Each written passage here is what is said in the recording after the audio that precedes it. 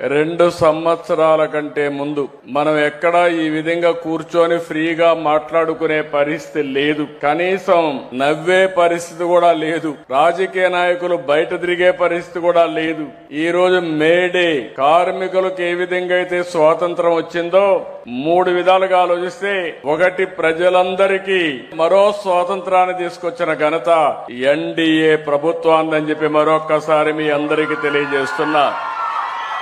ఆ రోజు నేను, జనసేన అధినేత పవన్ కళ్యాణ్ గారు, ప్రధానమంత్రి నరేంద్ర మోడీ గారు ముగ్గురం కలిసి ఒకే హామీ ఇచ్చాం. ఆ హామీ ఈ రాష్ట్రాన్ని పునర్నిర్మాణం చేస్తామని, మళ్లీ పూర్వ వైభవం తీసుకొస్తామని చెప్పాం.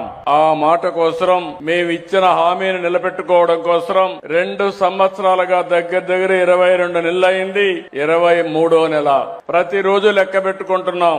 ప్రతి గంట లెక్క పెట్టుకుంటున్నాం. రాత్రింబగళ్ళు పనిచేస్తున్నాం. ఎక్కడా ఒక తప్పు జరగకుండా ఎక్కడ సమస్య ఉంటే ఆ సమస్యని పరిష్కారం చేస్తూ ముందుకు పోయే పరిస్థితికి వచ్చాం. ఈ రోజు మొదటి తారీఖు అంటే మనందరికి గుర్తొచ్చేది పేదల సేవలో.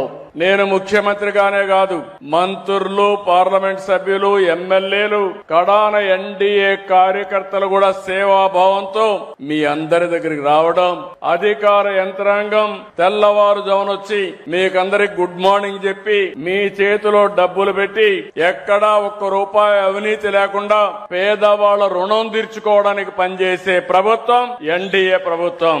ఈ విషయం మీరు గుర్తుపెట్టుకోవాలి.